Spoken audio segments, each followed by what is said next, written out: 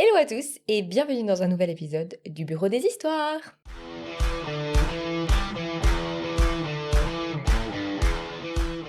Nous revoici à notre habitude avec de nouvelles histoires Reddit. Mais juste avant, petite minute promo. N'oubliez pas de vous abonner à la chaîne, de mettre un petit like parce que ça fait toujours plaisir et ça nous aide beaucoup, et d'activer la petite cloche comme ça vous ne loupez rien de nos prochaines vidéos. Et n'oubliez pas qu'on est également disponible en podcast audio, donc sur Spotify, Deezer, Apple Podcast, Amazon et j'en passe. Donc n'hésitez pas à vous abonner et à mettre 5 étoiles, comme ça nous aide aussi à monter dans le référencement de ces plateformes. Voilà. Voilà. Ok. Bah je crois qu'on a tout dit. Yes, On est parti? on est parti. Let's go. C'est moi le problème de ne pas vouloir des conseils de mon beau-père. Non. Wait and see. Petit contexte avant de commencer. J'ai 15 ans et je galère avec ma santé mentale depuis 3 à 5 ans. Et l'école est l'un de mes plus gros déclencheurs. Ma mère sort avec son copain depuis que j'étais en 5e. Je suis maintenant en 3e. C'est un mec super, vraiment. Il fait plein de choses pour nous, alors qu'il n'en a aucune obligation. Il paye certaines factures, m'emmène en voiture, soutient ma mère, etc. Je suis pas du tout ingrat, mais je reconnais que je le prends parfois un peu pour acquis. Bref, ce matin, c'était comme d'habitude. Je me réveille, je prends mes médocs et je me recouche. Je repousse le moment d'aller en cours, etc. Mon beau-père a fait comme toujours. Essayé de me motiver, de me parler, mais je l'ai ignoré. Et là, il m'a sorti une phrase qui m'a vraiment agacée. Il a cette manie de me donner des conseils sans prévenir, comme s'il jouait au psy. Il a effectivement été thérapeute avant. Bon, alors il est psy. Ou comme s'il était mon père, ce qui me met très mal à l'aise. Et là, il m'a dit un truc du genre. Qu'est-ce qui te fait croire que tu es si spécial, que tu n'as pas à faire les mêmes choses que tout le monde? Je comprends ce qu'il voulait dire, mais le sous-entendu m'a blessée. Je ne pense pas être spécial, je ne me crois pas au-dessus des autres. C'est juste que je n'y arrive pas. Physiquement, mentalement, je ne peux pas. C'est comme si quelque chose me bloquait. Plus tard, j'en ai parlé à ma mère, pour lui dire que ça m'avait mise très mal à l'aise. Elle m'a répondu qu'il voulait juste m'aider, qu'il était de mon côté. Bah, c'est pas faux, hein. Jusqu'à présent, ça me semble être le cas, mais... Il me semble aussi. Ok, peut-être qu'il n'avait aucune mauvaise intention, mais ça ne change pas le fait que je n'avais rien demandé et que ça me rend inconfortable. Quand elle est rentrée du travail, elle a recommencé en disant « Ton père, lui, ne te donnerait jamais de conseils. Sans mon copain, on ne s'en sortirait pas. Ton père s'en fiche de ce que tu traverses. » Et là, j'ai eu l'impression qu'elle essayait de remplacer mon père. Mon père fait toujours partie de ma vie. Il ne comprend pas tout, c'est vrai, mais c'est un bon père et je l'aime énormément. Au final, tout ça m'a laissé hyper mal à l'aise. Je sais que je prends parfois mon beau-père pour acquis et que je lui suis reconnaissante pour tout ce qu'il fait. Mais quand il me sort des conseils sur ma santé mentale sans prévenir, ça me gonfle. Alors je me demande, c'est moi le problème? Oui, c'est toi le problème. Bah, clairement, quoi. Et le problème, c'est qu'à cet âge-là, elle a 15 ans, hein, c'est ça?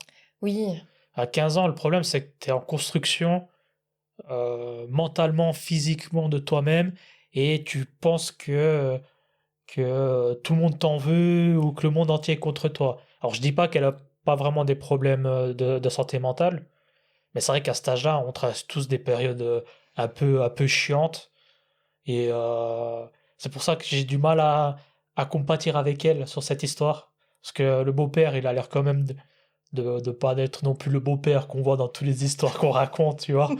c'est clair. Ça a l'air d'être quand même quelqu'un qui essaie de donner des conseils parce que si en plus elle a été thérapeute, il essaie d'amener peut-être un autre angle. Et puis, franchement, ça n'a pas l'air très méchant ce qu'il lui a dit. Non. C'est juste qu'elle n'a pas envie d'entendre la vérité, je pense. Oui, et puis pour en arriver à qu'est-ce qui te fait penser que t'es si spécial, ça fait trop penser aux jeunes qui ont l'impression que le monde entier tourne autour d'eux, comme t'as dit.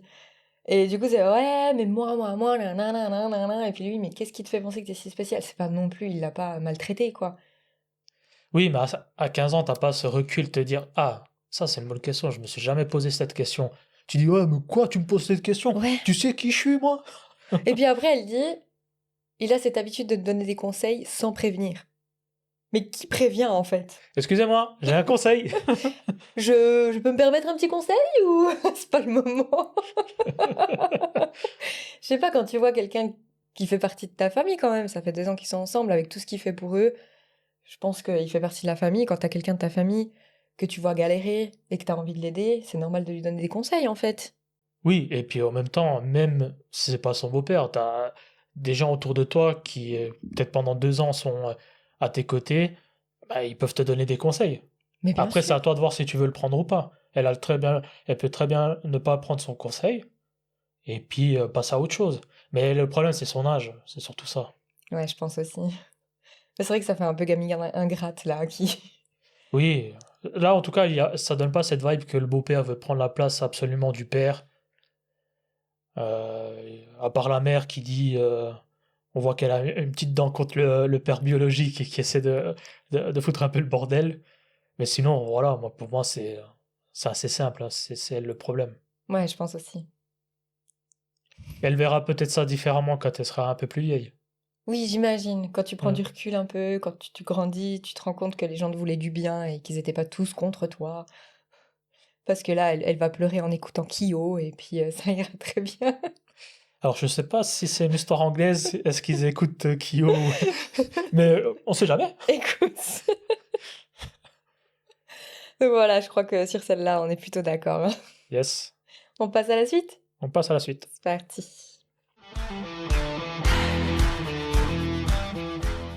C'est moi le problème de ne pas vouloir reprendre contact avec la fille que j'ai élevée. Aïe. Hmm. Alors là, vraiment, je sais pas. Je vais te lire l'histoire. Oui, on est un peu là pour ça. C'est vrai. J'ai 42 ans et j'ai élevé une fille qui a aujourd'hui 18 ans. J'ai toujours fait de mon mieux, même si notre relation n'a jamais été simple. Quand elle avait 12 ans, j'ai découvert que son beau-père, de longue date, était en réalité son père biologique. Oh waouh. Il vivait avec elle et mon ex-femme depuis quelques années déjà. J'ai aussi appris que ma fille était au courant depuis longtemps et que tout le monde savait sauf moi.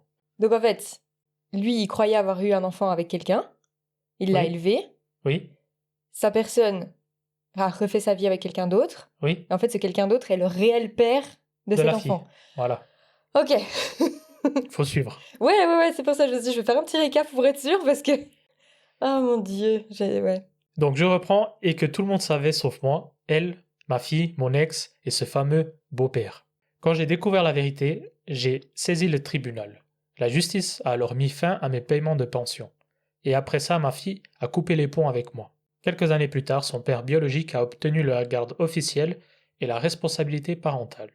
Depuis, on n'a plus eu aucun contact. Elle est restée en lien avec certains membres de ma famille, mais pas avec moi. Récemment, ma mère est décédée et mon père a décidé d'inviter ma fille à l'enterrement. Je ne l'avais pas vue depuis au moins 5 ans. Quand je l'ai aperçue, je l'ai prise dans mes bras, je lui ai fait la bise, on a échangé quelques mots polis, c'était purement par courtoisie. Quelques jours plus tard, j'ai reçu un long message sur les réseaux sociaux. Elle m'y expliquait à quel point cette rencontre l'avait marquée, qu'elle voulait me revoir, qu'elle regrettait la façon dont les choses s'étaient passées et qu'elle voulait renouer avec moi. Je n'ai pas répondu. Je me sens encore trop blessé par tout ce qui s'est passé. Mon père, lui, n'est pas d'accord. Il m'a dit qu'à ses yeux, elle restait sa petite fille, et qu'il trouvait dommage que je ne veuille pas lui parler. Mais pour l'instant, je préfère ne rien dire, ni à lui, ni à elle. Alors je me demande, c'est moi le problème? Non. La trahison est énorme, en fait. Ouais. Et après, on dit souvent les enfants n'y peuvent rien. Mais elle savait, elle a gardé le secret, alors c'est peut-être pas à elle de le dire. Mais du moment où il a pu verser dessous, elle lui a tourné le dos. Ouais, après, quand t'aimes quelqu'un, est-ce que tu lui dois pas la vérité? Oui, mais après, je peux comprendre en tant qu'enfant, à voir comment on lui a bourré le crâne. Aussi à dire, faut pas lui dire, parce qu'après, il va plus payer, on va être embêté, nanana. Tu vois, donc, Mhm. ok. Mais après, je veux dire, elle lui a quand même tourné le dos à un moment donné. Ouais, après, est-ce que c'était vraiment elle ou c'était sa mère et son beau-père, enfin son vrai père qui voulait pas qu'elle garde le contact vu qu'il payait plus les pensions? C'est Ouais, peut-être aussi le cas. mais effectivement, je sais pas. C'est un peu dur, je trouve, de vraiment avoir un avis hyper tranché là-dessus. Parce que, ben, il l'a élevé quand même. Jusqu'à ses 12 ans. Ouais, ces 12 premières années de sa vie, c'était sa fille, en fait. Ouais. Et il a appris après encore que c'était pas sa fille. Mhm. Donc c'est très dur pour lui. Et je trouve d'autant plus, en fait, le moment où elle décide de reprendre contact. Lui, il a perdu sa mère il y a pas longtemps. Donc je pense mentalement, c'est aussi hyper dur pour lui. Mhm. Et si c'est pas le moment pour lui, c'est pas le moment pour lui, quoi. Donc je dirais non, c'est pas le problème, mais en même temps, tu sais, des fois tu penses à la fille, puis tu te dis, la pauvre, elle a dû être manipulée dans tous les sens. Et là, elle a revu son papa, qui l'a élevée quand même, et puis elle veut reprendre contact, et c'est triste que ça puisse pas se faire. Mhm. Tu sais, Ouais, ouais, Ah. je vois tout ce que tu dis, mais c'est vrai que moi, en tant qu'homme, bah, j'ai peut-être cette facilité plus que toi à m'identifier à lui, et je me dis, c'est quand même dingue, t'apprends après 12 ans que c'est pas ta fille, quoi. Le choc que ça doit te faire, le Ah ouais, choc, t'as le cœur brisé, tu dis, on m'a menti autant de temps, tout le monde savait, on s'est foutu de ma gueule, on a profité de moi aussi financièrement, ah ouais, complètement. et ouais, moi je comprends, pour moi, c'est pas du tout lui le problème. Après, là où je peux te rejoindre, c'est vrai que la fille, tu l'as quand même élevée, elle est là, est-ce que tu devrais pas quand même garder un certain lien avec? Après, c'est peut-être juste, comme tu l'as aussi bien dit, c'est pas le moment finalement, mais que ça viendra plus tard, quand il aura pu peut-être passer l'éponge. Oui, et puis peut-être, voilà, faire son deuil aussi de sa maman, avant d'imaginer se rattacher à un enfant qui peut aussi se retourner d'un jour à l'autre de nouveau, tu vois. Faire le deuil de sa mère et faire le deuil de sa fille finalement, parce que il se retrouve sans fille. Lui qui a Mm. peut-être toujours cru pendant, qui a pas toujours cru, mais pendant des années, qui a cru que c'était sa fille, qui faisait tout pour peut-être qu'elle soit bien, etc. Et que derrière, ouais, moi je pense que c'est aussi un deuil, quoi. Ah mais complètement. Après, là, je pense où c'est compliqué, c'est que ça faisait 5 ans qu'ils s'étaient plus parlé. Ouais. Donc, limite, son deuil, il avait déjà bien avancé. Donc, tu sais, je pense qu'il a fait plusieurs étapes. Peut-être qu'il a accepté le fait qu'elle était plus dans sa vie. Mhm. Et elle revient dans un moment où lui, il n'est pas du tout apte à gérer ça mentalement. Ouais. Et ça doit faire beaucoup trop, le pauvre. Non, on est d'accord là-dessus. Est-ce qu'on peut dire qu'on est quand même d'accord que c'est pas la faute du père? Ah non, Enfin, non, de non, celui mais, qui enfin, dit de celui qui... l'histoire. Mais absolument pas. Non, non, mais vraiment, vraiment pas. Pour moi, le problème, c'est la mère. La La mère mère et le et le beau-père. beau-père. Et toute la famille autour qui savait et qui a rien dit, quoi. C'était eux qui savaient, hein. C'était les trois. Quand il dit tout le monde savait, c'était elle, Ah, ma fille, mon ex et ce fameux ok. beau-père. Les autres, ils n'étaient pas forcément au Donc courant. oui, non, c'est clair que la mère et le beau-père, c'est clairement des gros, gros red flags ambulants. Ouais. Parce qu'ils vont voulu profiter de lui tellement. Donc non, non, lui, il y a aucun souci de sa part de pas être prêt à le faire. Bon, bah voilà pour cette histoire qui, je pense, va faire parler. Oui, elle fait mal au cœur. Ok? Bon, allez. Dernière histoire. Dernière histoire. C'est moi le problème de travailler la nuit dans les parties communes de l'immeuble. Non, ça dépend ce qu'il fait. Si c'est le Sérieux? concierge, je sais pas. Moi, femme d'un peu plus de 50 ans, me suis disputée cet après-midi avec ma voisine d'environ 30 ans. Elle est sortie de chez elle pour me parler alors que je partais faire des courses. On habite toutes les deux au rez-de-chaussée, donc nos portes se font face. Elle m'a demandé: est-ce que tu pourrais éviter de descendre des escaliers et de travailler à la cave après 23 heures? En gros, chacune de nous possède une pièce au sous-sol. Et j'utilise la mienne pour mes projets. Montage vidéo, musique, un peu de bricolage. La sienne, en revanche, est une pièce aménagée. Elle a acheté son appartement il y a quelques années, la pièce existait déjà, qu'elle rejoint directement depuis chez elle par un autre escalier. Elle y dort sur un matelas et c'est aussi là que se trouve sa douche. Je le sais parce que je connaissais l'ancien propriétaire et je l'avais aidé à rénover cette pièce à l'époque. Non, elle sait parce qu'elle est portugaise et qu'elle connaît le bâtiment. Nous, on connaît les Portugais. C'est parce que je suis portugais pour ceux qui savent pas. Pas qu'on me traite de Criez raciste. pas. Le problème, c'est que l'escalier qui mène à la cave depuis l'entrée de l'immeuble passe juste au-dessus de sa chambre. Il est très vieux et en bois, donc il grince énormément. Elle m'a dit que ça la dérangeait pas quand je travaillais en journée, mais que je la réveillais sans arrêt la nuit entre les marches qui craquent et le bruit de mes travaux / musique. Je lui ai répondu que l'accès à la cave fait partie des parties communes et qu'elle n'a aucun droit de m'interdire d'y aller à un horaire particulier. C'est écrit dans le règlement de copropriété. Elle m'a dit que ce n'était pas un drame et que je pouvais faire ce petit geste citoyen, qu'elle ne m'avait jamais rien demandé en 2 ans malgré le bruit. et que ce serait simplement de la courtoisie. Je lui ai répondu franchement qu'elle essayait juste de contrôler ma vie. Et que si elle avait un problème avec le bruit, elle pouvait toujours isoler phoniquement le dessous des escaliers depuis chez elle. Elle a répondu qu'elle n'avait pas les moyens de le faire. Elle a aussi ajouté que j'étais à la retraite et que je n'avais aucune urgence vitale à travailler à 2 heures du matin, alors qu'elle devait se lever tous les jours à 7 heures. Elle m'a aussi rappelé qu'elle faisait toujours attention à ne pas passer d'appels professionnels tard le soir et qu'elle ne comprenait pas que je sois aussi égoïste. La discussion a fini par dégénérer, on s'est mis à crier. Depuis, elle a contacté l'ancienne propriétaire, un autre voisin et l'association de copropriétaires à ce sujet. Moi, je pense être dans mon droit. La cave fait partie des parties communes, des escaliers aussi, et la pièce là-bas m'appartient pour mon usage privé. Alors je me demande, c'est moi le problème? Oula, le voisinage. Ah ah Bienvenue chez Julien Courbet. Vraiment? Et en plus, sérieusement, je pense qu'elle a une part de responsabilité, celle qui dit l'histoire. Parce qu'en même temps, tu peux comprendre qu'est-ce qu'elle va foutre à 2 heures du matin dans les caves, même si elle a son studio d'enregistrement ou je sais pas quoi là-bas. Je peux comprendre que ça puisse poser problème. Et après, d'un autre côté, euh, ça reste quand même un lieu, on va dire, d'escalier public où elle peut y aller. Donc, c'est un peu compliqué à dire. Je pense que les deux ne doivent pas trop s'apprécier et qu'ils cherchent juste des embrouilles à faire l'une à l'autre. C'est vrai? Je sais pas, je pense. Mais après, c'est vrai que voilà, 23 heures du soir, moi aussi, ça m'aurait fait chier, franchement. Bah visiblement, elle travaille une bonne partie de la nuit parce que ça commence à 23 heures, ça finit enfin, à 2 heures du matin, elle fait toujours du bruit. Après, ça fait de la musique, des machins, elle peut mettre des casques pour être un peu plus isolée et puis respecter le voisinage. Après, je suis quand même étonné parce que si l'autre, sa voisine, a contacté l'ancien propriétaire, le truc des, comment on appelle ça, La copropriété. copropriété, à mon avis, si tout le monde est d'accord avec elle, celle qui raconte l'histoire risque d'être embêtée.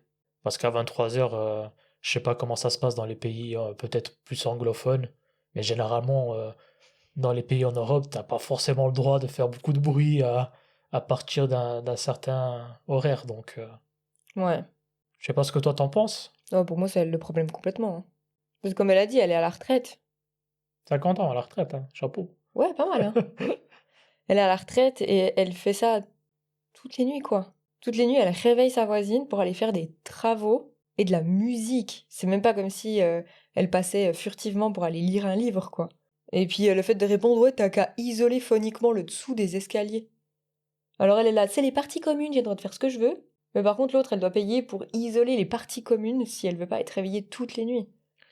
Après, si la copropriété est d'accord et qu'ils voient qu'il y a un problème avec les escaliers, ce qui va se passer, c'est qu'ils vont peut-être mettre quelque chose en place pour qu'ils fassent moins de bruit, et c'est tout le monde qui va payer. Ah bah c'est clair.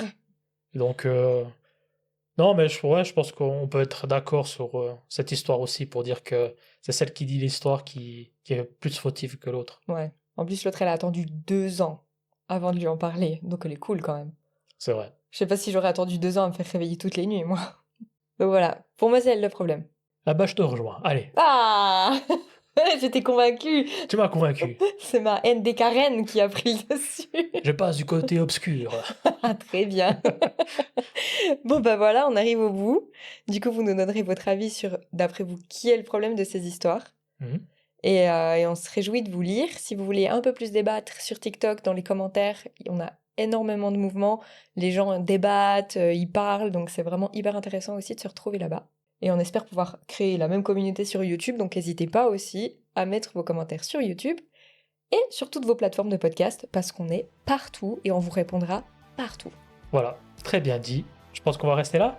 Yes, On y va comme ça. c'est parfait. Allez, bye bye. Bye.